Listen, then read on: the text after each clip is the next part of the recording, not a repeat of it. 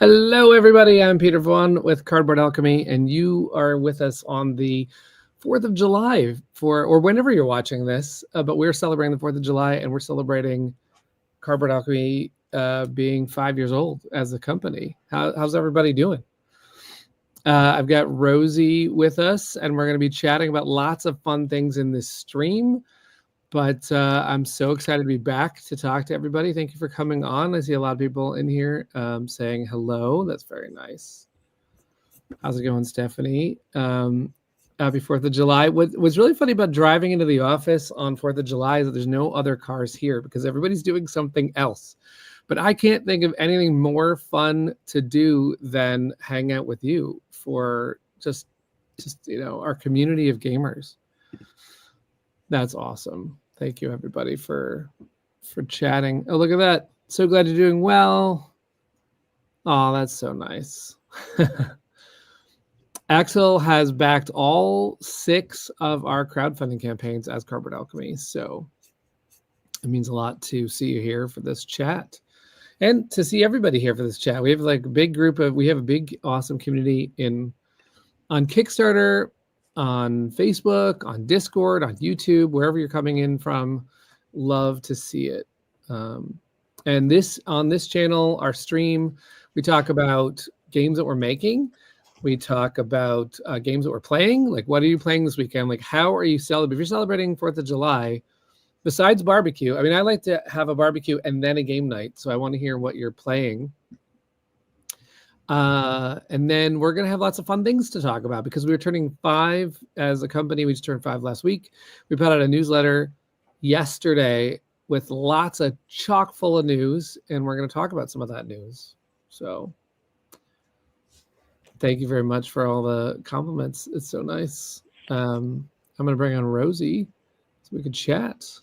And we're in the middle of Andromeda's Edge in space now because this is where I was talking to Luke, and we had this is the Andromeda's Edge mat that's coming up. I'm less glam because it's warm and I'm not doing that. We did wear the exact same color. Are you wearing the same yes, t-shirt? I have the pizza coven because if we're going to talk about like the back the things that got us here, there's a pizza coven shirt. The t-shirt that's very rare. This is the logo for Pizza Coven. It's a very rare shirt, and I do owe. There's someone in our Discord I owe a copy to. So if they're watching, I am going to get you a Pizza Coven shirt, and then maybe we'll have some other ways to get people a Pizza Coven shirt. I love that. We've got a bunch of things planned all around the number 5. Around the number 5. Of course, I wanted to be thematically 5 minutes late to the stream, but we were 10. So. Well, both of us contributed 5 minutes of lateness. Yes, we both did our job. So thanks everybody for hanging out and also for being patient with us. We're doing a lot around here. We are so busy on games that we barely had time to get a stream together. But Rosie, however, has been cooking up some ideas for our 5-year party. Yeah, I mean, we should be wearing party hats and purple. We should. 100%. We're Cardboard Alchemy as a studio is we have a new creative director who's helping us get duels out the door. She has the 4th of July off. Everyone at the company has the 4th of July off. I chose to come in. Rosie is who we broke free from. Well, I'm not celebrating the 4th of July. Not that I wouldn't. Like, I don't. Right? No, but hang on a second. So the creative director is taking a break, but we also, we're going to work on maybe we'll have more interactive slides someday. Yes. We have been just focused on getting the games done, so we haven't had a time to like spruce up our slides, but we'll work on that.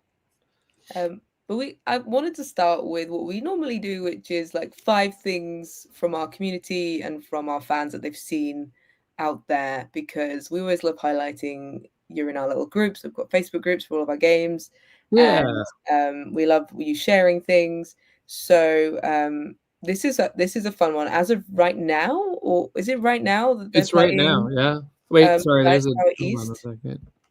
So I have that one, yeah. I got you. Um, Dice So Tower is right now, yeah. right now, Andromeda's Edge is in the hot games room at Dice Tower East. And then they taught another group sitting down before left for dinner, which is amazing. Just imagine like playing it and then teaching it and just building that chain of people playing it. I had this similar thing at RageCon because Luke wanted to play Andromeda's Edge and he signed up to run a couple games.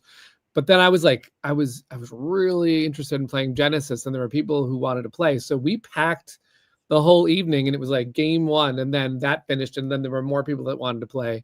Some people wanted to learn Andromeda for the first time, and some people who knew it wanted to dig in and try Genesis, which is the expansion that's coming.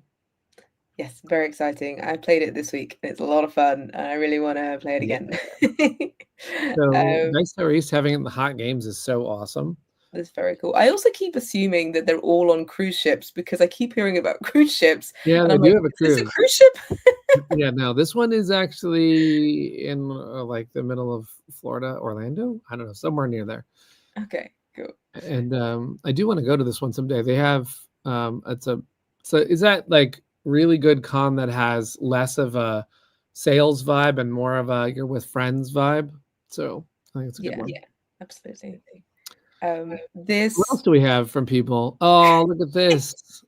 Oh, Dragons on Elizabeth Vacation. in our Flamecraft fan group makes lots of things. My plush are just nude. They do not have this level of apart from the scarf and a backpack. They We do not do have this need to level get of.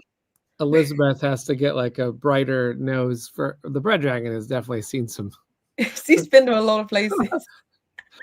But I It's like, really want to commission these like donut. yeah, oh my god, those are super cute. Little flotation devices. It's This is a very 4th of cute. July picture, if anything was. It's just like that's beach time. The Is that what you dragons are on do beach on time. the 4th of July? I don't. I just assumed it was fireworks. I have no idea what you do. Well, where I'm from Chicago. They have something called the Taste of Chicago, which goes on during July. And one of the things that happens is vendors like who have a business in the city take a cart out, take a like sort of a portable like stand out, and there's vendors all over the grassy areas of the parks. And so you have this, oh my God, you could taste anything out of the city of Chicago. And it's right by the lake. And then everyone brings blankets and camps out. And then like after a day of eating and hanging out and all that stuff, the fireworks go above the lake. So I definitely think that beach time or picnic time, blanket time, like that is like a part of it. It's like relaxing barbecue. That's all about the 4th of July. Very nice. Well, So beach time for sure. they're celebrating. Yeah. We else we have? also had someone just got the game the other day and already is making fan art, which was very, very Cute. sweet. So thank you, Shauna, for sharing this. I love anything that inspires people to instantly start drawing. I think. Well, not only that, but they did it in such a way that it's like our birthday. It's like our Cardboard Alchemy birthday. Yeah. I love that one. There's a fun fact about my. Anyone know the name of this dragon? Anyone? It's in the title. Steven can read, like unlike me.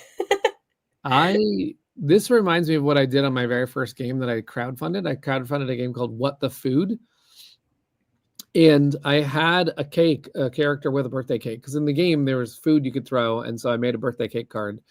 And then this was only possible because we only had 432 backers. That's all I had at the time. So I went out and put out a poll, and I said, I didn't tell anybody that I had a birthday cake card. And I said, tell me when your birthday is. And then I sent people the birthday cake card in the mail to all the people who asked. And they had a special card for the game What the Food. So I briefly thought, oh, we could do that with this card. And then there were 30,000 backers. And I said, no, we can't. No, we cannot. Yeah, that's a lot, yeah. But if you buy Flamecraft, you get Honey the Dragon in the deck. So it's like you have a birthday card whenever you want one. And this was spotted by one of our fans. We were on. Oh, that's funny. We were on the left, at the right. Who's that? Yeah, we were playing Whisperwood in Reno at RageCon, and that's Chris Strain and Luke and I playing Whisperwood. You can't There's a prototype, so it's a big chalky game. And right now, what you can't see is that all the little minis, there's minis on the board, and they're all from Dwellings of Eldervale because we're borrowing some minis of elemental creatures. And this camera just comes right up to us, and I said, "What are you doing?" They're like, "Oh, we're just filming." I thought it was for RageCon. I did not know it was the local news in Nevada. Like, what? Yeah, I really enjoyed if you go and watch the actual video of this, it's literally like go and watch what is it, the thing where you're on a horse and you're just being thrown around? There's a rodeo. Go to the rodeo, which I truly don't know how anyone survives just being shaken that much. Mhm. And then go and do this and then the rage comes.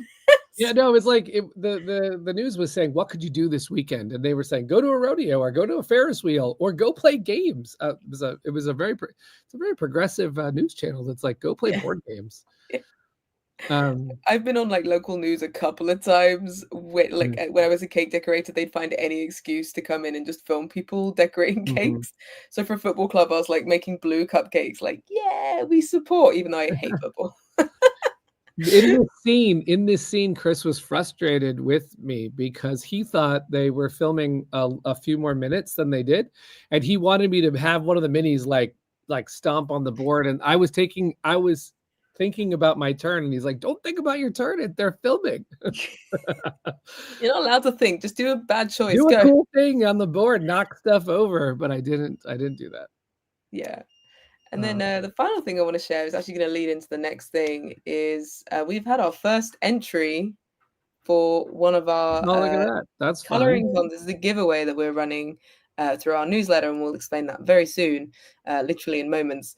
But this is the first entry, so you're able to print off this beautiful coloring sheet that Sandara has made for us, and there are lots of little bits on it that hint at our games, all of our games. In fact, I got an Instagram story wondering about one of them, going, "Someone please tell me what this is," because I want to color it in. They've correctly sussed out that there's a potato in the graphic. Yeah. Whereas someone was like, "What is this? Is it a potato?" It doesn't have to be. It could be an alien something or other, but yeah. So Dara put a potato in there because Mission Catastrophe, which is our first game, Mission Catastrophe had a botanist role that you could play and literally start the game with 3 potatoes. And that's all you start the game with. And you have to make everything else happen because that's what happens in the movie The Martian. It's a botanist that has to figure it out. So that is part of our legacy, I suppose. And it also kind of fits with the Critter Kitchen food and the Flamecraft food. That's kind of like the comment on the story was, I didn't think there were any potatoes in Critter Kitchen. There almost was potatoes in Critter Kitchen because we were going to have a fry cart, which I would have loved because I love fries. But it didn't make it. Also, there's a mushroom up there, and I'm going to take this opportunity since this is the moment I'm going to say. We also were like, oh, should we not have mushrooms on there? Because I personally don't like mushrooms. But fun story about that, the whole community egged me on to have mushrooms when I went to China last year, and I did have mushrooms. And then at RageCon, I saw one of the cutest things ever that someone made as a custom project. It was a mushroom. So I'm going to show you what it looks like right now. This is what I bought. This thing goes up on the wall. It's a shelf. And so you just put it up on the shelf. And so what I was thinking is, seriously. That's awesome. We could put, you could put minis up there. You know what I mean? That's really cool. So I actually have a 3D printed one of these that I've been meaning to paint. My friend made it for me, and it's a different shape and everything, but that's very cool. So, the mushroom shelf idea is pretty fun. And so even though I don't like mushrooms, I am going to have one. And then it's a Chris Strain approved orange. And you don't like you don't like eating them, but you like the aesthetics of a mushroom. Yes, I do like the aesthetics of mushrooms. There's a lot of cute mushroom games that were made like a couple of years ago. Fungi and there's so many mushroom games. All the rage mushroom games. They were like really big for a little bit. Yeah, absolutely. And then we even put, we have one in our game Critter Kitchen, and as a resource. So we embraced it as well. Anyway, so the next thing That was a fun five things from fans. I liked it. And now we just did a huge newsletter, like probably It our was biggest massive. newsletter we've ever done. And if Also, the anyone's number ever of curious people. about the process of making a newsletter, it's long. It's long. Also, the number of people watching right now the streams is there's a big 5 in it, so I like that too. Anyway, Um, the newsletter was crammed full of information. Like, we love a good newsletter that's visual, that's like full of fun things to read, because newsletters are otherwise boring. So what did it say? What the heck did we talk about? So first off, Critter Kitchen is in our stores now. Yeah, there's me been get a rid of this lot of people waiting for this. So that's really exciting. Yeah. So yeah, basically, not everything. It's just that you've got the deluxe, but not the standard and the expansion, because they're in stores with Yeah. with This tote, is by for the way. merch. This is for the full deluxe, which is currently on my floor open. Yeah, that's a deluxe box crammed in that tote, and it was very nicely mocked up with a couple of the merch items. But you can actually fit Critter Kitchen and Flamecraft in that tote, or you could fit Andromeda's Edge Deluxe and Flamecraft in that tote. You might even be able to fit Andromeda's Edge. I think you fit like Andromeda's Edge Standard, Critter Kitchen Standard, Flamecraft Standard, and Mission. I think you could fit like 4 games in there. Yeah. Absolutely. It's also made to hold groceries, and so we made it very sturdy. So that tote is awesome. With 2 different sides. One is the grocery store from Critter Kitchen. The other one is the water market from Critter Kitchen. And I love this tote so much. And yeah, there's also cookie cutters in there. Which critter cutters for all your critter cutting needs. Yeah, there's Rosie's made cookies with them, and we included it. There's a recipe card set that you could get, and then Rosie has like a recipe for a good shortbread that you could use. That you could get that pack. The other thing is there's a ridiculous size oven mitt, not pictured here. The oven mitt is in there. Is it stuffed in there? Oh yeah, it is stuffed in there. It's all in there. The oven mitt is unbelievable. It's actually one of the greatest pieces of art, because every once in a while when Sidar is making art for one of our games, or Sergio is making art for one of our games, they, like, she did not, if you look at the other side of that, well, you can't see it actually, but there's new characters that were drawn just for that oven mitt that weren't in so that's the Chef Academy. But she's like, oh, the Chef Academy doesn't go as long as this oven mitt, so I'm going to draw more characters. So who's new? So the panda was in the game, the skunk was in the game. That's a new character. And then if you keep going to the other side, she added the character at the end. I don't know who that is.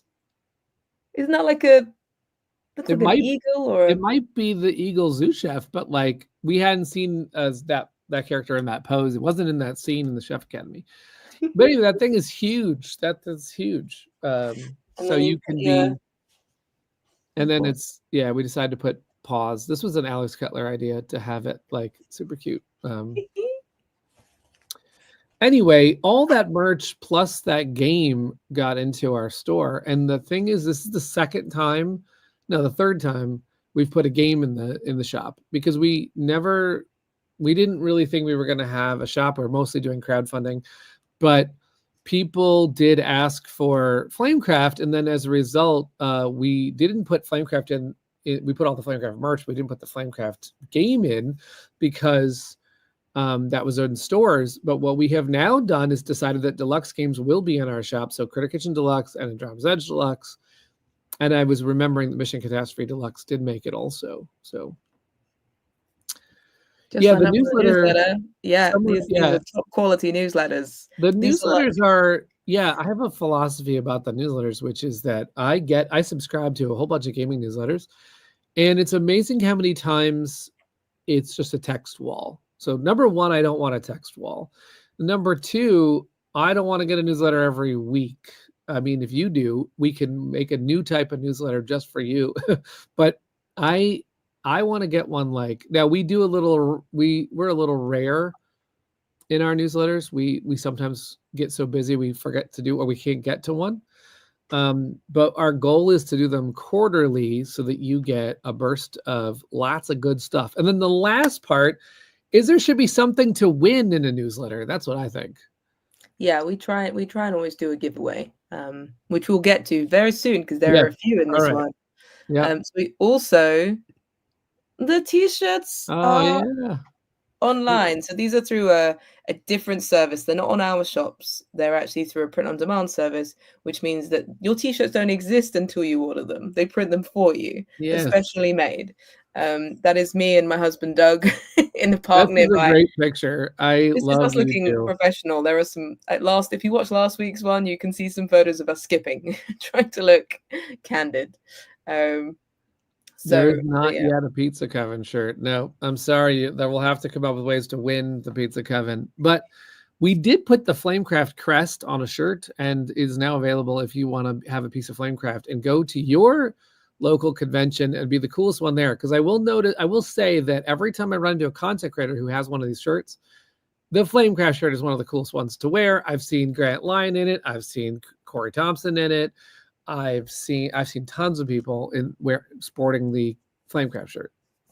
Someone's asking about the fabric. It's a cotton. It feels soft. It's Golden, I think, is the brand, and it's listed on the site. You can see it on if you go to you can't really see it, but if you look up close, it's got like slightly differing colors. It's got like darks and light reds in it, so it's clearly woven, and it's very comfortable. And there is a Cardboard Alchemy t-shirt as well. On the newsletter, we had it in a different bit, but it's got the logo just here, so you can rep the brand as well. Yes. Also, take it easy, revealed. Stay dry. We revealed a is all from our newsletter, which I said is quarterly, and this is where stuff gets leaked. So what else did we talk about over there? I'm trying to click on it, but hang on. We leaked.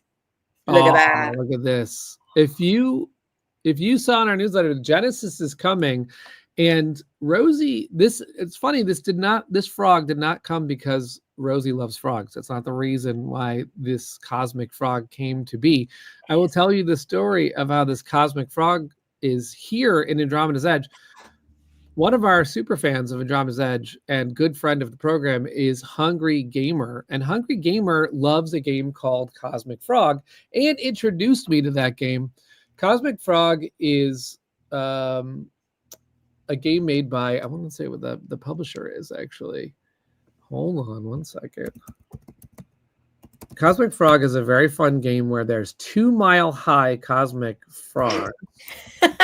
I mean, if you're going to make a game with frogs in it, each player controls a 2 mile tall, immortal, invulnerable frog. And the company that makes this game is called Devious Weasel.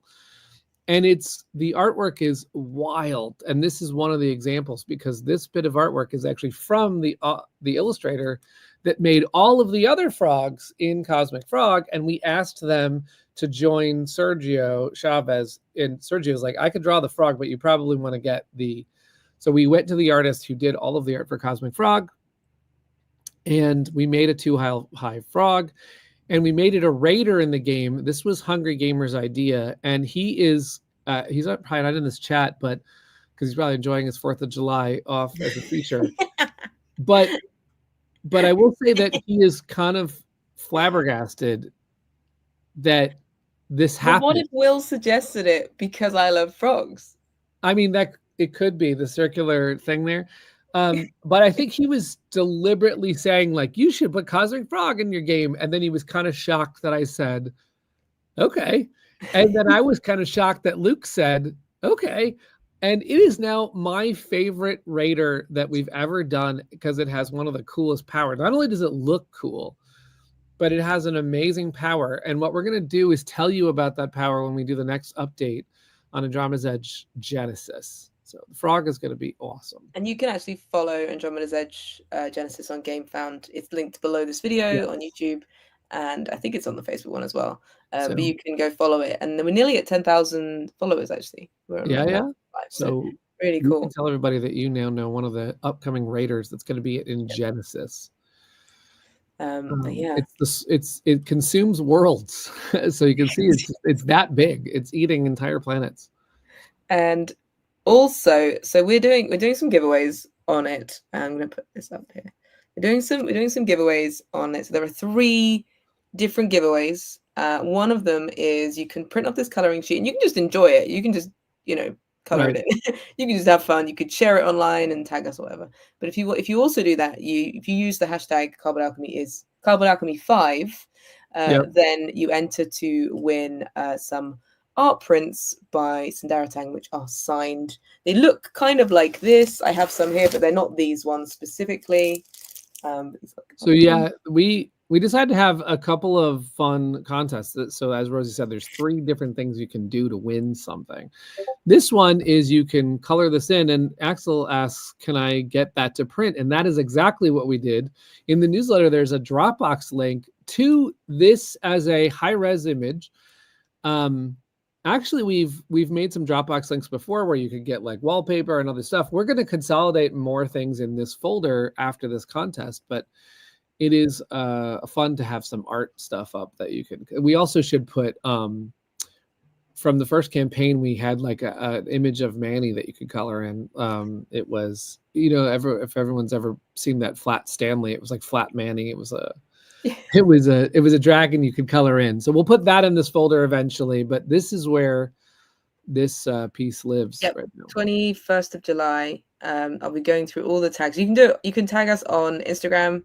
You can tag us on one of any of our Facebook groups, because this includes all of our games. So you could use either Andromeda's Edge, Critic Kitchen, or Facebook, whichever one you want. Just don't do it everywhere, because I'll know. I'll be able to see that you've entered multiple times. And basically, we'll go through, and the team are going to pick their favorite 5. And because 5, right? 5 art prints. That means we're giving away 5 art prints signed by Sandara. Very exciting. But yeah, so if you want to find that print, if you're on our Discord, it's in the announcements. We've got the newsletter. You can go in there.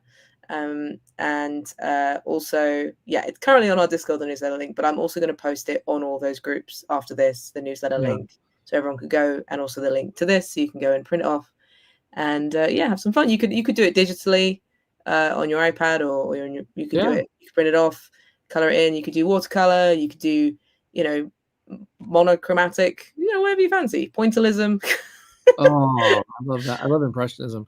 The image in the center is a dragon that Sandara made for us for a reason.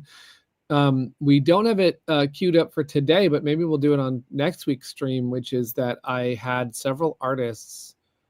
We commissioned some people to draw potion bottles. And so this one is Sandara's dedication. So we'll show that image in color. Maybe we'll wait till the contest is. I don't want to influence anyone's way to color it, but this is a dragon holding a potion bottle, and several other artists interpreted our potion bottle as well, which is kind of fun in July to kind of show some of those, because this is our celebratory month. I mean, like we just hit the 5, so we can share like some of those pieces of art too. Can you enter multiple times with different coloring? Sure. Yeah, have fun. We'll just be picking from them, and you don't have to be an incredible artist. We're not going to be picking we want just like creative entries. You don't have to be an amazing artist or anything. We just want to see people having fun with it, and the team are going to pick. So it's don't worry. You don't have to be Van Gogh or anything. I don't know why I went with him. And then the final, then we have another giveaway, which I have no picture for, which is very exciting. On the newsletter, we had a link to a Google form where you go and answer 5 questions about Cardboard Alchemy. Very difficult, very hard. They're so hard. And no, they're not. They're softball questions. And that enters you to be in the running to win a future pledge of one of our games. So you can basically hold a little golden ticket until we're fulfilling a game, and you go, I want that. That's me. I want that one. Yeah, I like this one a lot, because you could say to yourself, well, I'll wait till they do Whisperwood. I'll jump in on Genesis. We're not going to tell you what is the best deluxe game that you could possibly get, because of that. I mean, it's in the eyes of the beholder. You could say, I'm going to wait for Flamebound. But at some point, if you get that win, you can say that pledge, that's the one I want. And we're going to do a deluxe game just for you. That's pretty exciting because we have a lot of games that we're working on. So, and there's 5 opportunities to win that. There's 5. So you just need to go in, fill in the form, and we won't ask you for any information. It's just an email address and where you are, so we know if we can send it to you, basically. And then when we email the winner, we're just going to say, you tell us when you want it. Like, you just reach out to us. Yeah. So you call your it's shot really fun on that one. Yeah. Also, we ask in that one after the softball questions, there is a what game do you want to see us make next? So you can even dictate your future by saying, I want a game like this, and then maybe we'll make it, and then you could claim it. So NPM says very hard questions. I hope I answer them all correctly. It would be very embarrassing if I didn't. And I'm pretty sure you could Google all of the answers if you wanted to. Yeah. So yeah, and then the final giveaway is happening in this live stream. That's right. At the end, we're giving away. Yeah, if you stayed. Sorry. No, I was gonna say they have to if they've stayed this long. This is what's possible. This is what's possible.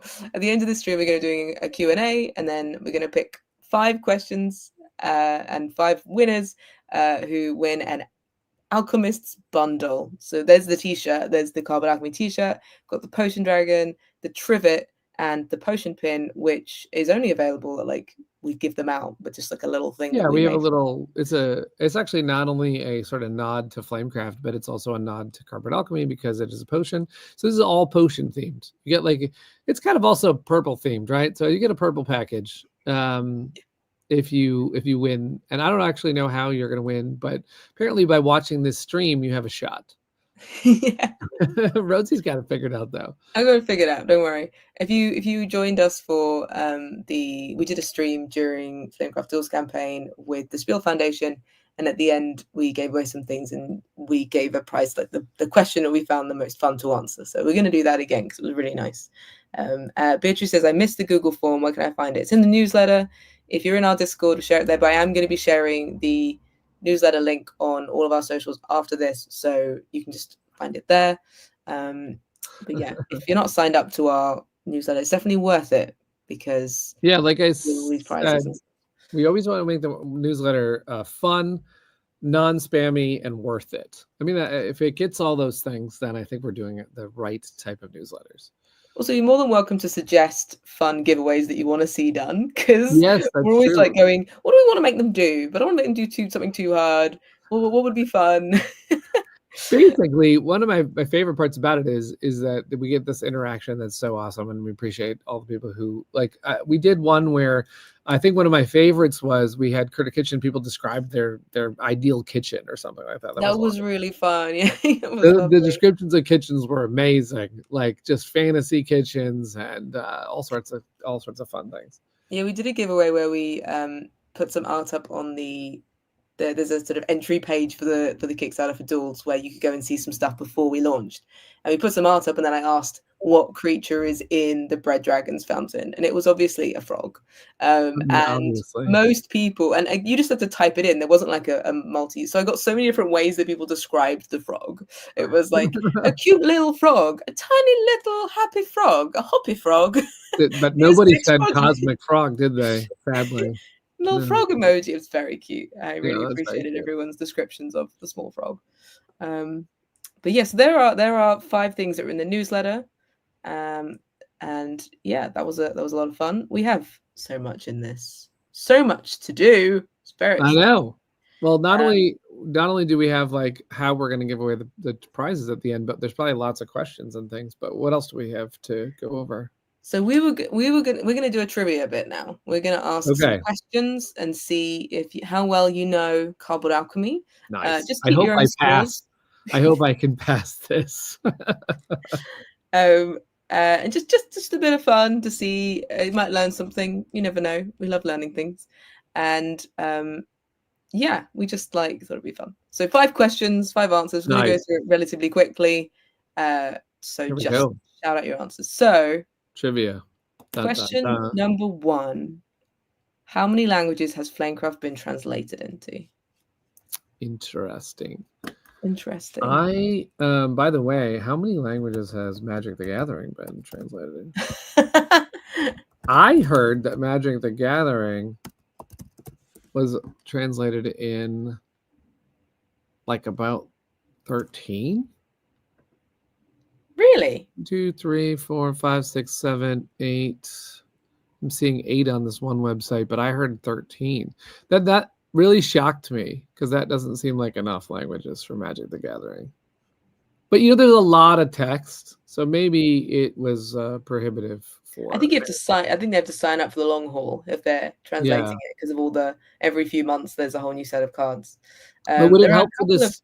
correct answers here. Lots of answers. Oh my Would it goodness. help if I gave some context about how much Critter Kitchen and Andromeda was? How many Sure. languages they're in? I have them in my answer. Oh, do you? Okay, all right. Let's hear it then. Okay, so a few people got this right. It was Oh, this translated is funny. into over 25 languages, and we have a wall of them in our office, which you can't see right now because Peter's covered it up. Yeah. It's Also, a baker's dozen of Critter Kitchen translations and 10 for Andromeda's Edge. I think next stream I'll have to film in front of the Flamecraft wall. The wall. So well done to those who got 25. It actually was how many was it during the campaign?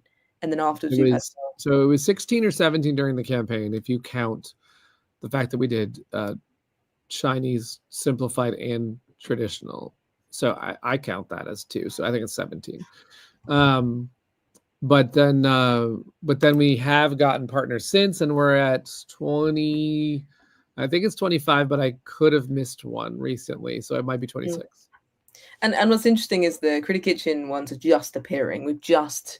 I've just had someone show the Chinese one off, and someone just said they got their French Andromeda's Edge. So they take a while to do because the game needs to be made, and then it all needs to be translated. Yeah, that's right. It's a slow process.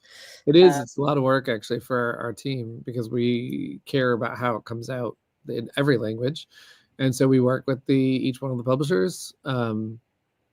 We can't read all of the languages, but we will like scour the components to make sure that it looks like they didn't drop a rule or they got the components right or all that stuff. I guess the dream is to have someone who knows all the languages.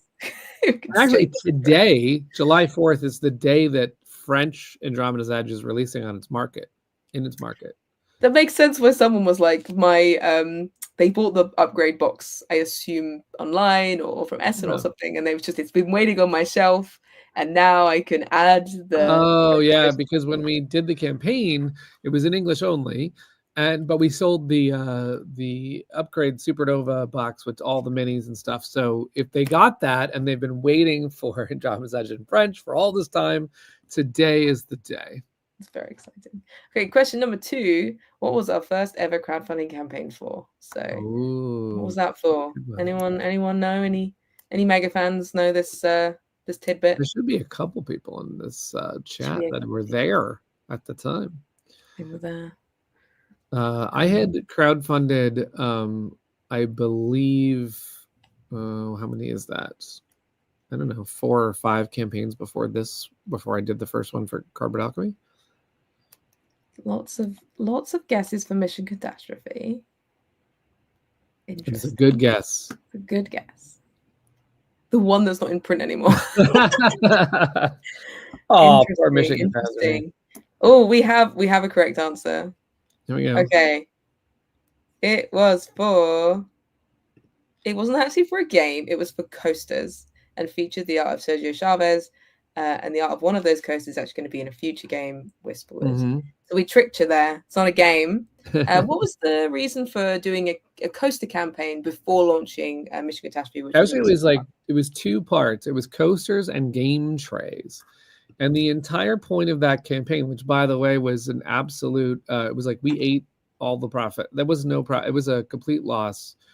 But we did it on purpose because we wanted to introduce ourselves. So we said, what are we going to be all about? What is Cardboard Alchemy going to be all about? Well, games for sure, but we didn't have a game ready. So we were like, we're going to be about amazing art. That is what we're going to be known for. Is one of the things is we're going to be known for amazing art. And the second thing we're going to be known for is amazing components. And the last piece of the puzzle is amazing gameplay. So we decided to do a campaign where we said, okay, you could get art or you could get components. And we partnered with Game Trays to produce a new I don't even know if I have it, but it was like this color, like a blood red tray. They hadn't done that color before. So we did a new type of tray where you could get 6 different designs of this X tray, and you could also get 3 coasters designed by Sergio Chavez. And as Miho suggests, it was actually called Cardboard Alchemy Essential Elements, because that was the essential parts of a potion. When you're doing alchemy in a game lab, what do you want? You want art, you want components, you want gameplay. So essential elements is what we called it. And Brad and I were trying to figure out what do we want to show as the art, because none of the art is part of a game, right? So we decided to share. We said to Sergio, why don't you do a fantasy scene? And why don't you do an action scene? And why don't you do a horror scene? Because what if we make one of those types of themes of games down the road? But we didn't have any other ideas. We didn't tell him like what fantasy scene to draw. We let him decide what he wanted to draw. And he drew, for the fantasy scene, a golem that, here, I'll put Rosie over and I'll switch out so I can find the coaster for you. 1 second. Hello. I don't know what that meant. Here I am. Hello, everyone. I had the coasters here somewhere. I have like a little drawer called my Cardboard Alchemy drawer, and then I have all the games, which take up a bunch of space, obviously. And I thought I had them as well, but I, we have some coasters. Some. I have the dragon ones. We've done coasters for every campaign since. Yeah, it's been a little bit of a thing to do these coasters. Some people who come into one of our campaigns, they go, wait, what's all this stuff with the coasters, right? But it's because it's this tradition now that we do these. When we did the first Essential Elements campaign, it was, protect your table from the elements, So Sergio did these 3. This is the action coaster. Pretty cool. There's this cute little pet that she has. Look at that. Here, I'll actually bring it. These are the first coasters from this campaign. You can see her cute pet that she's got. She's like blasting her way through space, which is awesome. We also did this one, which Sergio did, which was, it's this elder creature with fangs coming at you and someone summoning this thing. That was a cool coaster. And then lastly, the one that we were talking about that inspired now a game to be created. This is the first golem that Sergio made that inspired Whisperwood to actually have a game design. Oh, and by the way, here's another fun coaster. This is the Mission Catastrophe coaster. I have this one. Every time, I'll get Rosie back on.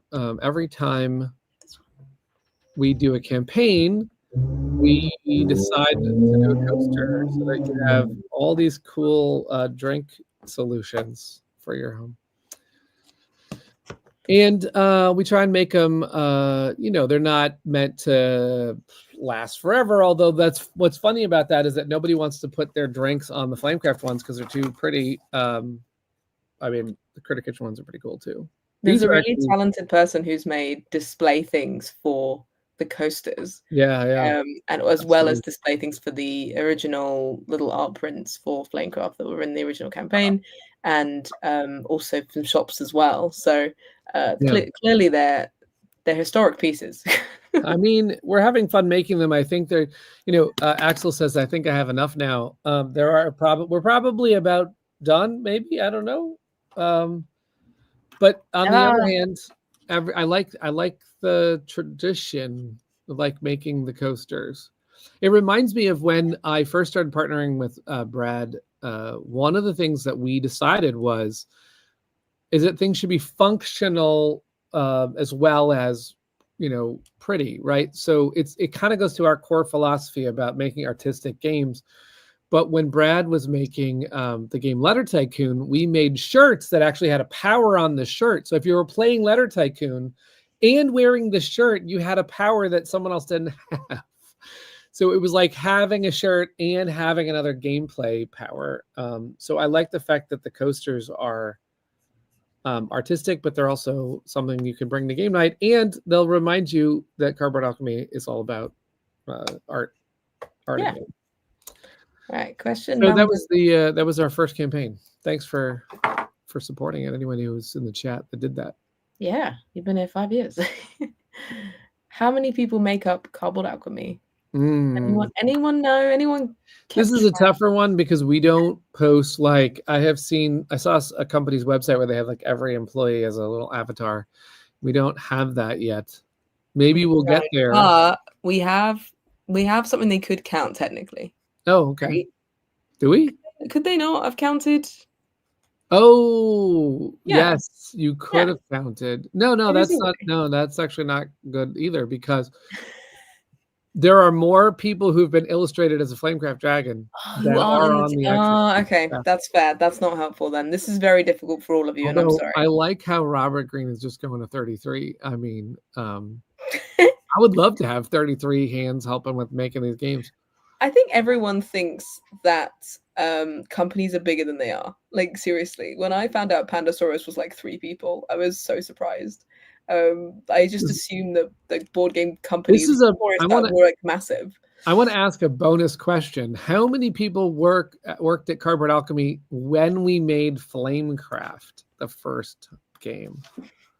Not the first game that we made. So how many people worked at Cardboard Alchemy when we made Mission Catastrophe and Flamecraft? Okay, a lot of numbers I'm hearing. Okay, so MP's guessing for your question 3. Okay, so for the new question, the only people that worked at Cardboard Alchemy during Mission Catastrophe, Essential Elements, and Flamecraft were just Brad and myself. It was only 2 people. So 2 people. I look back at that and I will say I don't know how we did that. But I'm excited that we did that. We had a lot of helpers. You had a lot of people who I did. There was the fact that, first of all, Manny did all the graphic designs, and Dara did so many things for that campaign. But we also had Eric Tosco making the minis, and we had Chris Strain made the animated trailer, and actually we later hired Chris at Cardboard Alchemy. Spoiler, now there's more than 2, because Rosie's here, and you know that Chris was hired. But we had all these great partners along the way, and that is what made it possible. It wasn't just 2 of us. We actually also partnered with Lucky Duck Games, and Lucky Duck Games helped us get it in those 25 languages. So we weren't doing that by ourselves. So it wasn't 2 people only when you think about the greater scheme of how games get made. Okay, so the answer is 9. There are 9 people. Cardboard Alchemy is growing from 2 to 9 in 5 years. Each team member has their own dragon and can be found in either original Flamecraft or the new expansion, Dragons and Dragons. So you can play them as companions. Oh, right, because there are companions in the first box.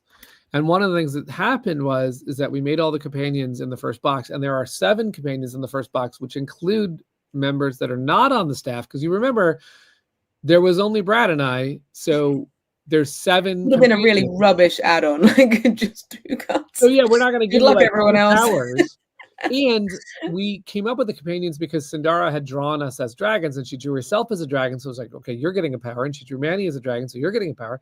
And she drew Rich, our puzzle maker, as a dragon, so he got a power. And she drew Eric, our modeler, as a dragon, and she drew Daniel, our webmaster, as a dragon. So we had those 7, but then as we brought on staff, they were all like, we don't have a dragon. And Sadar very nicely drew dragons, not only for our staff, but also for our Discord. Every once in a while, someone gets their dragon wings and they are turned into... You can see them in some of the YouTube thumbnails. Yeah. Every once in a while, someone gets turned into a dragon. So what we decided to do was make sure that everybody got in. Now, I will say, however, that we've made companions for everybody, but our creative director, Sarah, who is our 9th employee, has come on just after we made all the companions and doesn't have a companion yet. So someday we're going to have to get her... That's true.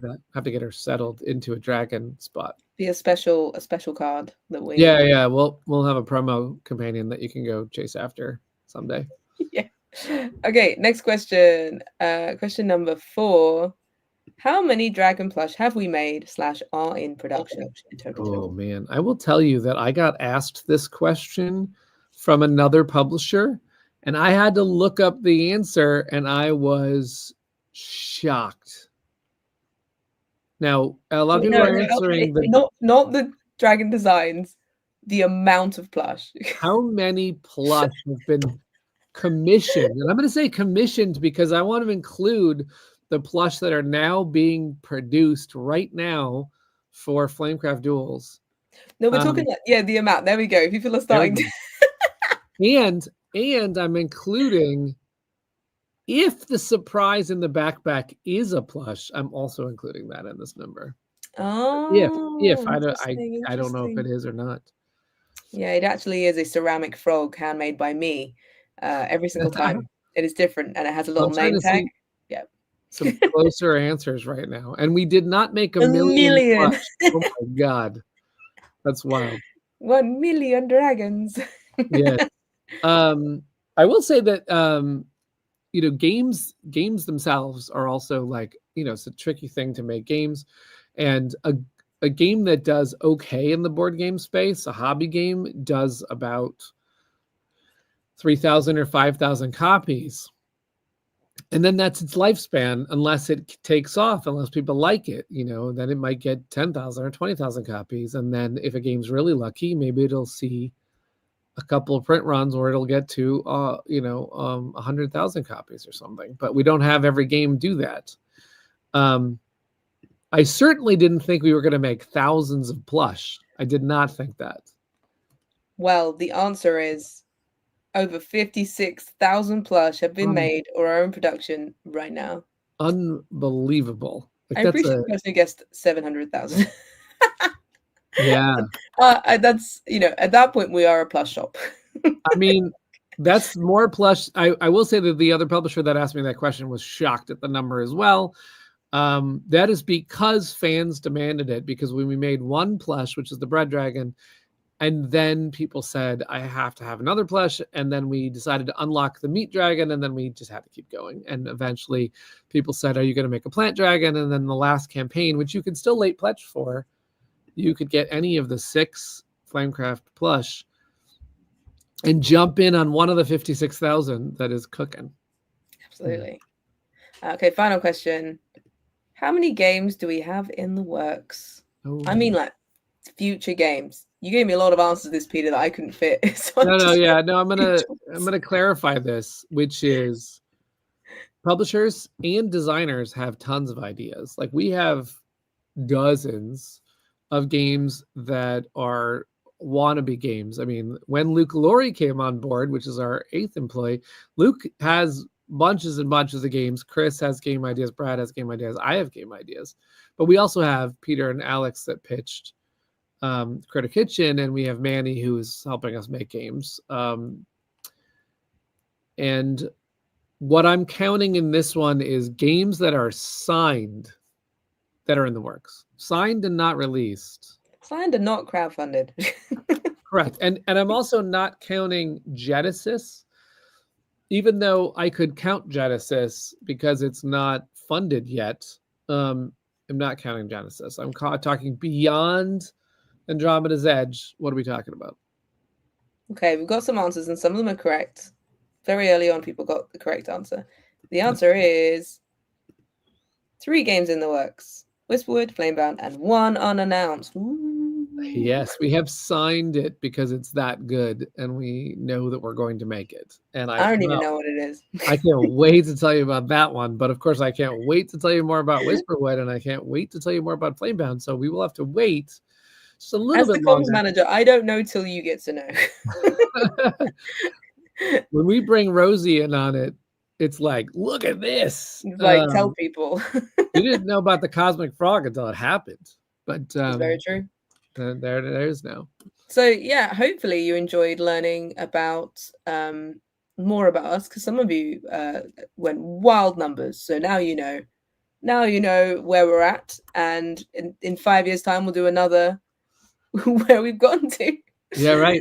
Axel says, I want to play Flamebound. Do you also want to play Whisperwood? Because I was about to start inviting people on the Discord to play some Whisperwood. So if you want to play some Whisperwood, we'll have to talk. And So, Flame we'll get there.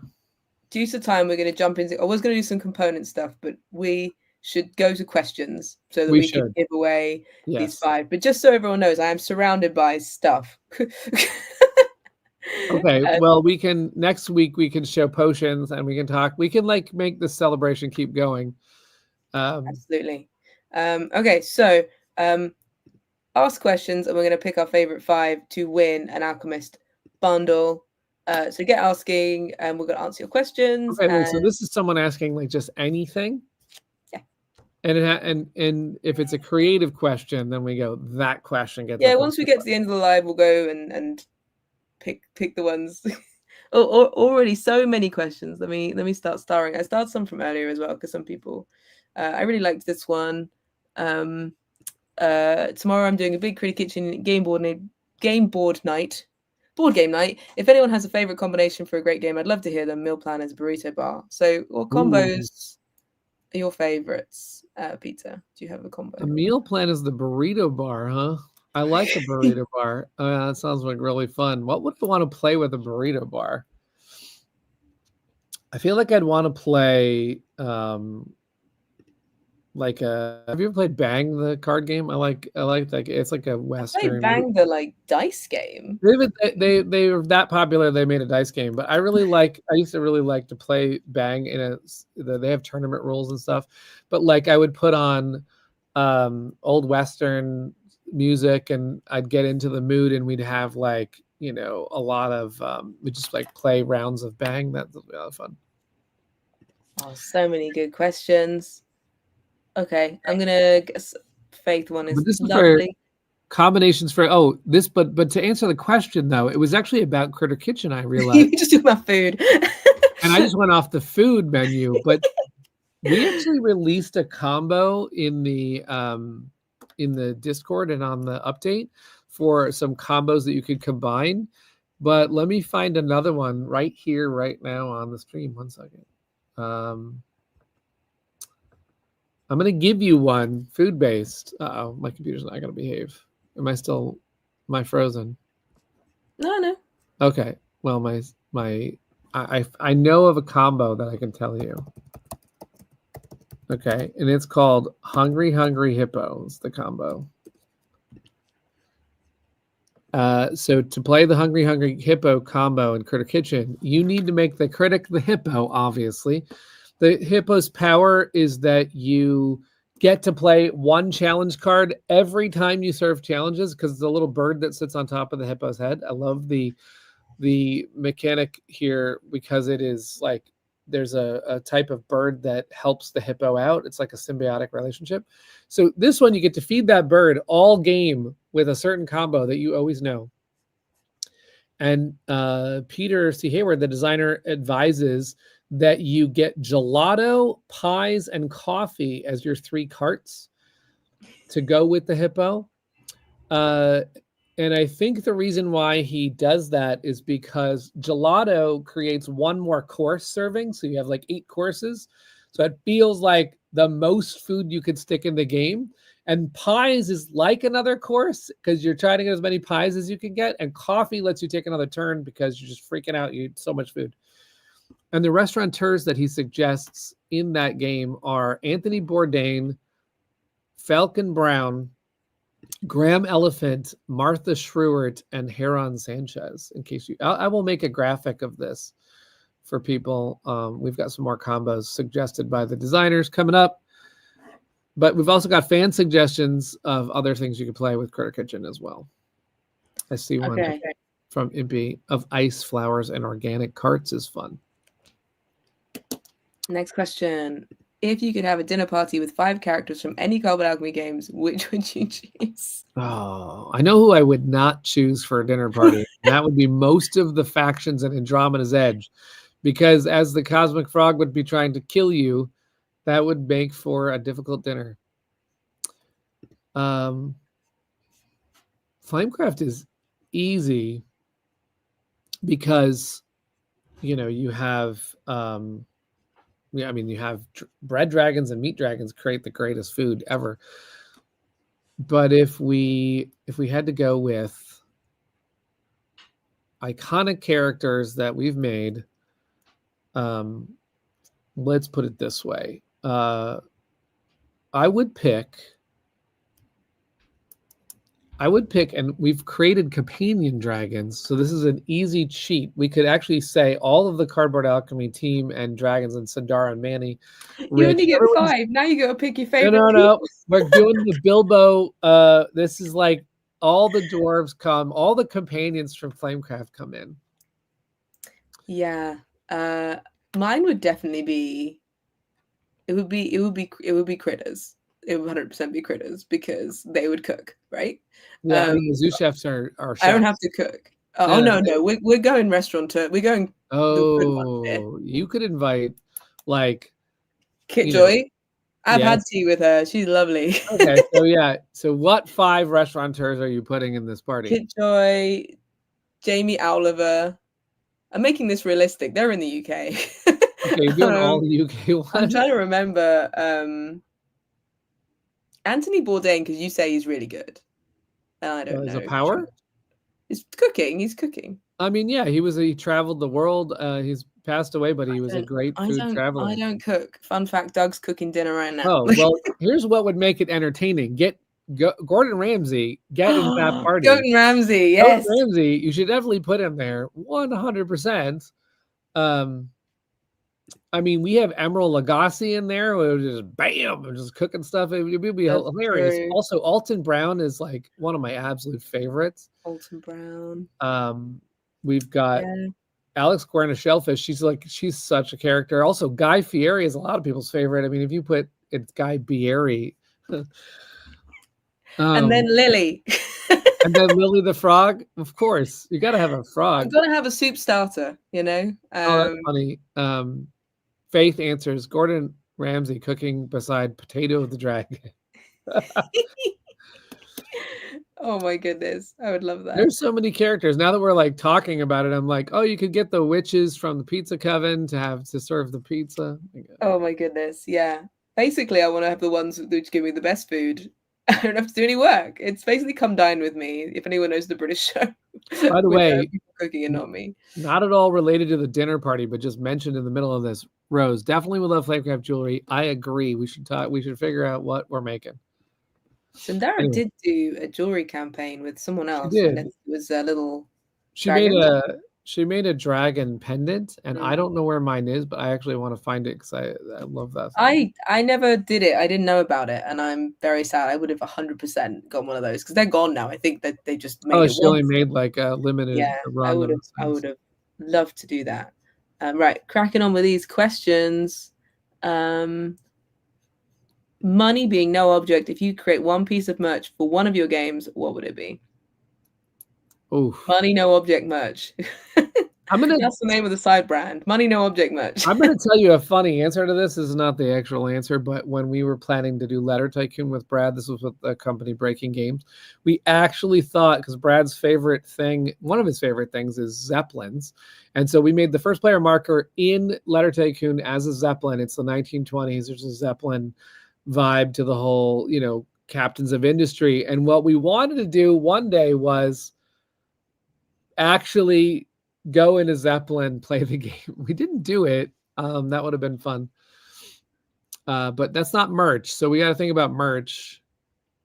Ooh, someone says the entire Flamecraft Lego town. Now that is something. That would be amazing. That would be incredible. That's solid right there. Because I actually have the Animal Crossing, like some of the Animal Crossing houses, and imagine the shops, and you could put them all along your walls.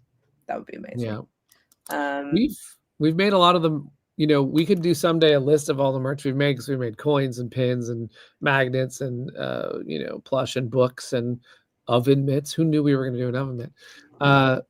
Alex Cutler asked if we would make a cookbook and we didn't get there.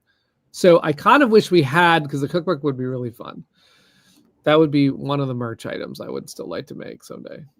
That would be someone in the comments was like, make a full cookbook. I would like that would be very cool. I mean, I don't cook. I don't think I could give any input on that one other than like how to decorate a cake. I could help with that. How how to ice a cake, but I couldn't tell you anything else.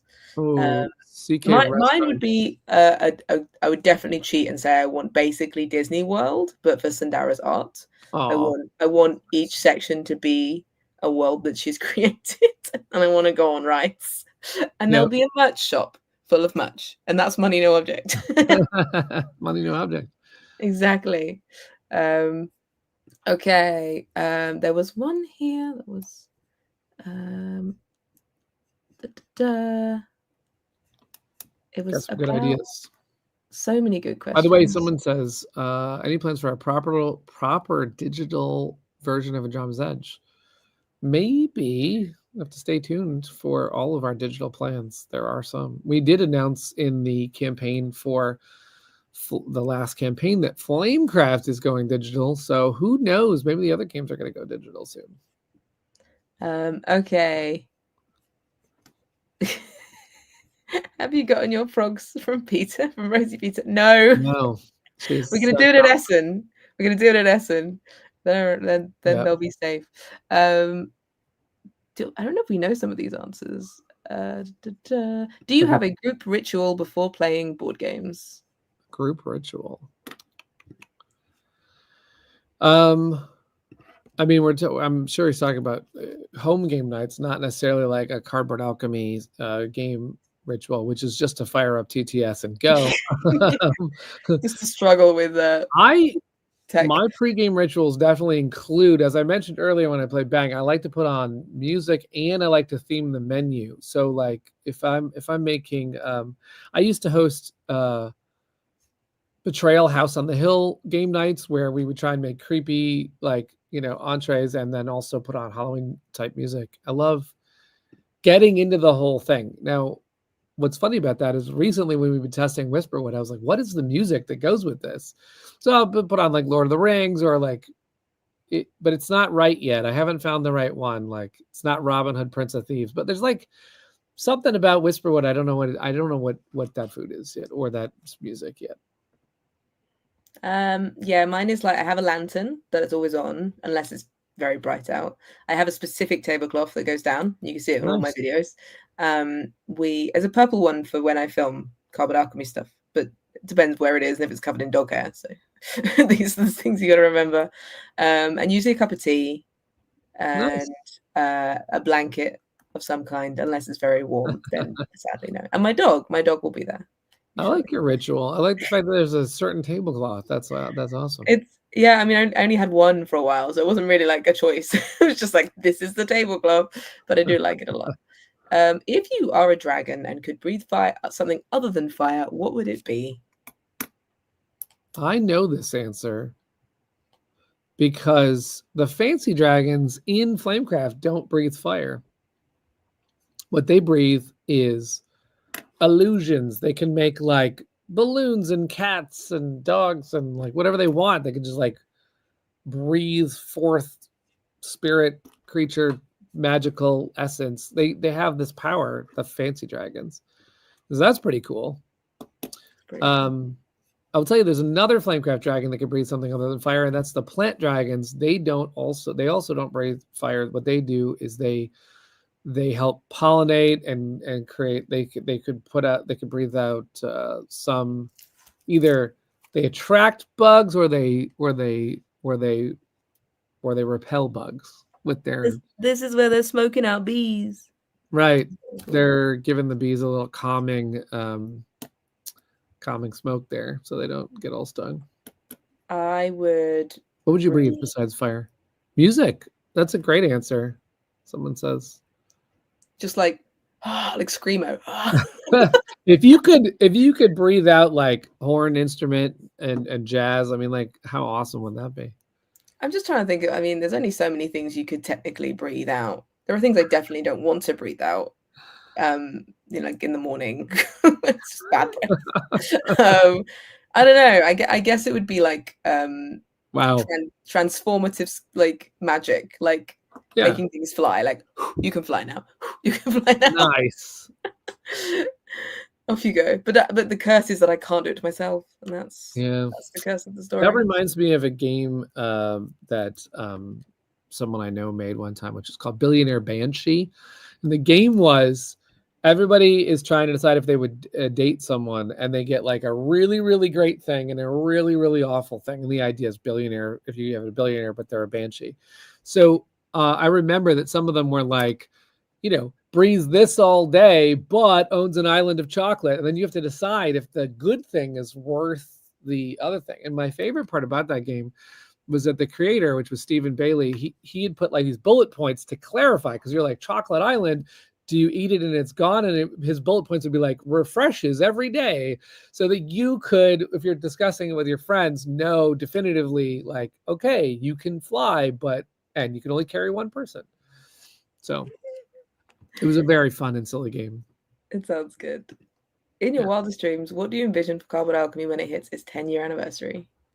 Ooh, that's an interesting one. So many things to do by 10 years. We already just talked about how we have 3 games in the works, so they have to come out, but we also are trying to make 1 or 2 games a year. So I would hope at the very minimum we could celebrate 10 games. But I kind of want to make more. So, I think in your wildest dreams, like mine would be that we still have an incredible and even bigger community. Like I think that we're very lucky with what we have, and a lot of companies always dream bigger and always want to go bigger. And then the joy of small businesses and small companies is often the way that we're able to do stuff like this. And when they get bigger and they get even bigger teams and they have more structure and all those kind of things, you lose some of that. And I think it's about keeping, like in our wildest dreams, keeping what makes us who we are, and still putting out awesome games and being able to talk to all of you, because you do it because you love it. Yeah, absolutely. So, that's why we're here, 100%, right? And to that point too, you can't, like you said, there are other companies or bigger companies, and I remember talking to, and this is no shade, I'm not even going to mention the person because it's no shade on this person, but it was a popular game company. I was talking to the head of it, and I said, what game are you making? And they said the game, and I was like, how does it play? And they didn't know. And I was like, I don't ever want to be in a position where I don't get a chance to interact with all of you, and I don't get to know what we dig deep inside the games. We make sure, obviously in the case of Flamebound, they're not released until till it's like the best game we can make. And that part of it is so much fun, because then when somebody picks up that game, we trust that it, not every game's for everybody, but we trust that game's got all the love poured into it. Yeah. No, I agree. I think that very much happens. I've worked for corporate companies where they started off as 4 people around a table, and then in 5 years they were 200 people, and they didn't know what was going on in their company, and they didn't have HR yet, and they didn't have all these things that were very important for that amount of people. And you just go like, how do you know what's going on? And also just like, how do you keep the vision of what this company was alive? And there are plenty of companies that are very successful and big. But it's sometimes there is a joy in being able to work with everyone and know everyone and be a part of it. So, and I will say this too, because it keeps me awake at night. I want to make an environment that everyone who works at Cardboard Alchemy is having the best time. So, it's possible that it's not always like that, but I hope that that's what we make around here, so that everyone will produce their best work. I think if everyone is truly enjoying the experience, right? Well, as someone that has many friends who go, is there a job? It's a fun time. Yeah, we have a fun time. So that's awesome. So more fun for the next 5. Yeah, in our wildest dreams, it's even more fun. And that's right. More games. And as an alchemist, what 5 ingredients do you guys think make the perfect potion?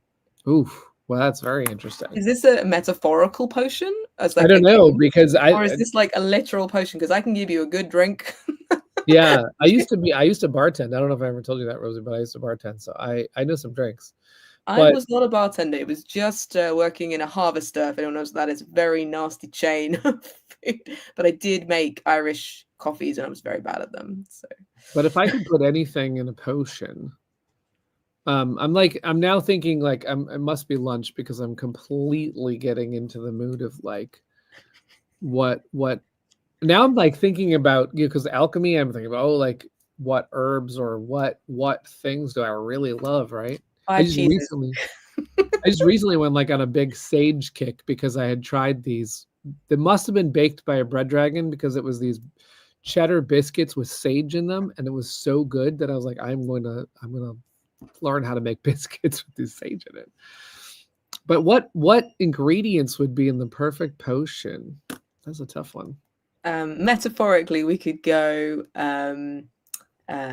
like if it's like a board game, it could be like creativity, beautiful art, um, uh, brilliant mechanics, easy to learn, because I think that's important. Yeah, And accessibility, right? You're gonna say cozy. incredibly over the top components. Surprised cozy did not make it on the list. Well, that's just a given. By the way, Mark points out a potion that I drank 6 years ago. 6 years ago? Yeah, I drank the Elixir of Madness. That's what happened to me. This is a Dwellings of Elderil reference, and I funded that game. And there was a potion bottle in that game, and it was purple, and it was wild. It was done by an amazing artist, Brian. I'm trying to remember Brian's last name. But he did all of the chaos art. I definitely drank that potion. What's for lunch was the next question. I don't know yet. Or dinner. And dinner, because Rosie, we're dealing with her Mine's time. a sweet potato peanut butter tray bake. Nice. So it's got like tomatoes. You could add the perfect 4th of July thing to that. Would it be a little tri-tip barbecue?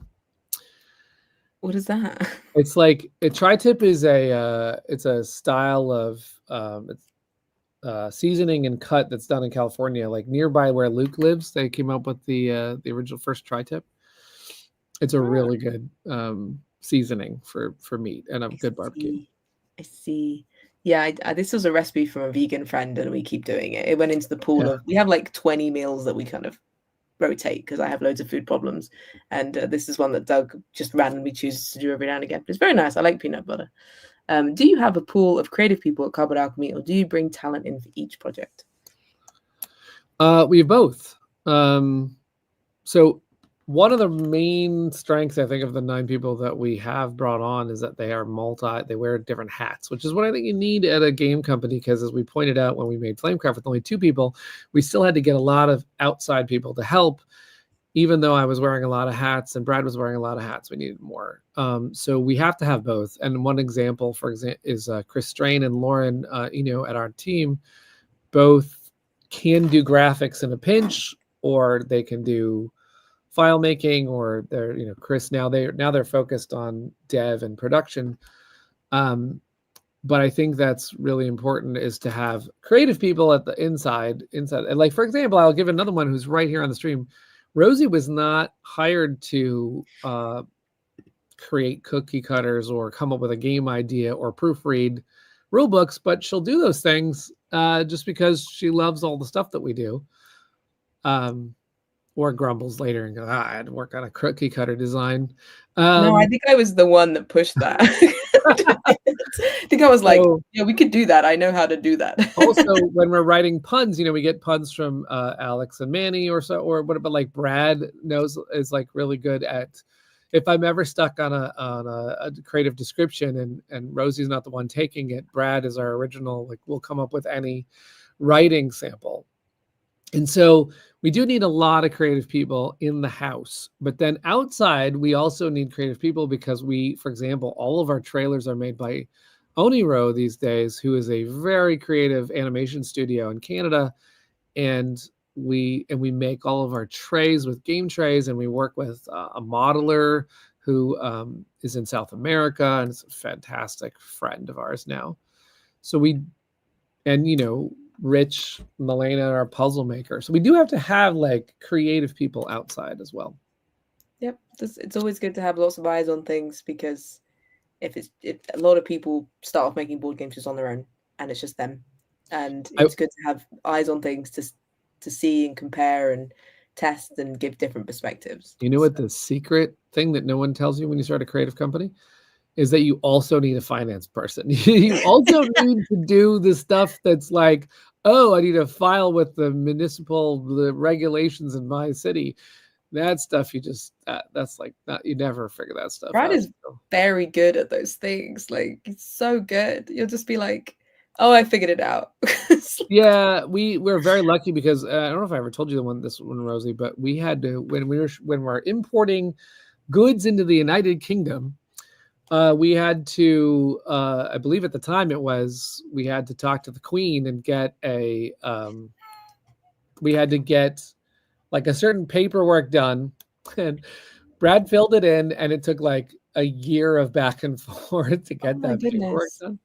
And it was so painful, but he was so dedicated to like figure it out. And I would be lost if that was me.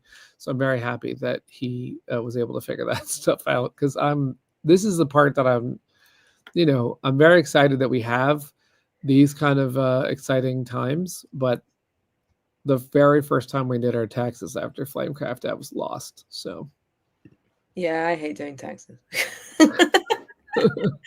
I've called up like the HMRC people going, please don't make me have to do self-assessment ever again. I hate it so much. And this is actually why I came up with the idea that we would give out a promo if people wrote in letters, which I did most of the letters. I don't think we got them all done, but getting creative mail as opposed to boring mail was something very fun. That was one of my favorite things we ever did at Cardboard Alchemy. Very true. Yeah, you get a lot of fun posts when you're in board games. Right, we'll probably do a couple more questions and then we'll pick. Appreciate everybody going along here. Thank you. There's so many great questions. This one's very sweet. What has been your favorite fan interaction over the last 5 years? I mean, I've had some very lovely ones where I don't know if she's here. There's one person who's come to meet us at the UK Games Expo, and she was heavily pregnant. And that was a great interaction. Actually, dressed up and they came up and they literally traveled just to come and see Peter and me. It was very sweet. And I believe actually wrote one of the first letters. So my aforementioned thing that I was just saying was that when we asked people to write in letters for a promo, we received over 300 letters. I wish I had written back to everybody. I still have some letters, but I did get so many personal stories. Like, some of them were also very funny. Like, I'm getting married. Would you like to attend the wedding? We do get invited to weddings a lot. that was wild. And I have crashed a wedding, so you've been warned. It might happen. And then, people would say, hey, I played this during the pandemic, or during like hard times with my parents over Zoom or something. So all those personal stories about how Flamecraft, like, definitely, in particular, a lot of it is Flamecraft touched someone's life and made it possible that they reconnected with their sister, or they got through a tough time, or they made a friend, or all of those stories. Those are my favorite. This person, I'm really bad with names. Then the following year came back with Emily. The baby. So, Emily came back with the baby. Just like, oh my goodness, it was very very sweet to like go full circle, and they were very keen to come find me, and they were very sweet. And Lady, who wrote in, also wrote in and sent coins from where she lives, and also some goodies, some food from where she lives, and stories. So I those things are really touching. That's my favorite part about the whole community. I just went to RageCon, and I met two people who fly wherever Luke Laurie is going to go to a convention. They flew in from Georgia. They met Luke, and now they go to RageCon just because Luke is going there. Wow. An unbelievable story, but they have a big board game collection now, because they started with Luke's game that I helped make as well, called Dwellings of Eldervale, and now they have this big collection. A funny story that they told me is that they love Flamecraft, they love Critter Kitchen, they love Andromeda's Edge, but their game group doesn't like any of our games. So I was just like, You need a new game group is what you need. No, I'm just kidding. Okay, one more question. What keeps you going when times are really tough? Oh, that's a good one. I think it's you guys. Like honestly, Yeah. like we if you don't have people like one of my biggest things is that I don't work for money. I'm terrible with money and I Okay. don't think I'm about it. adjusting Rosie's salary right now. But for me, it's about I very much love doing things for other people. I don't like doing things for myself. It's about doing things for other people. When I started Cozy Board Games, it was I wanted to do it for other people. And every time someone goes, "Are you paid to do it?" I go, "No, no, no. Cozy Board Games is just for the community. I like to share games because I like the publishers, I like the games, I like the people." And so, Cardboard Alchemy, I'm very passionate about the people and what they do, and they love what they do, and that makes it easy for me to do what I do. And then there's all of you, which just remind us like why we make games, and that's why. When it's like a long day, or if it's like 4 a.m. and I'm writing a poem about a raven, which I do appreciate, it was fun. You just go like, oh, they're gonna find it funny. They're gonna love this. So it just drives you. That's for me anyway. No, I absolutely agree, because I will tell you that we reached some, Andromeda's Edge had a really hard time. We knew we were going to make this game, and then we decided to make this game. We funded this game, and then we hit walls. We hit lots of walls because we didn't have a graphic designer at the time, and we lost a graphic design. We worked with several graphic designers, and they had other projects, and we kept shifting. And I often said that climbing to the top and producing Dwellings of Eldervale was like a giant mountain. Andromeda's Edge was even a bigger mountain. And I was on that mountain, and I was starting to slip backwards, feeling like I couldn't make the minis. I couldn't get the rulebooks done. I couldn't get the trays done. It was like the biggest thing I've ever done. And I think that was the time I was reading the letters. And it's like, if someone tells you like, I just played this game and I love it, or I shared it with my family or whatever, the other side of the mountain is all of the drive. I don't know if that's exactly how people who climb mountains feel, but what I love is I love the journey to the other side, where the end result, like we just showed a dice tower picture, that's Andromeda's Edge on the table. That is getting to the other side of a game, producing it. And of course, some people, oh, I hate it, or I love it, or you get like all of the feedback. Because when you create something as an artist, you immediately create critics. Like instantly, as you make a piece, there's somebody in that void to tell you how it's not good enough or whatever. But the other thing, and it happens a lot more in board gaming, is that people absolutely adore the final thing that you've put together, because it gives them experiences at their game table with their family and friends. And that is the whole reason to keep going. Yep, definitely. Even in, and I don't want to dwell on this too much, but it is kind of dark times a little bit in the United States right now. We're in July 4th, and I don't feel like our country is as independent and awesome as it once was.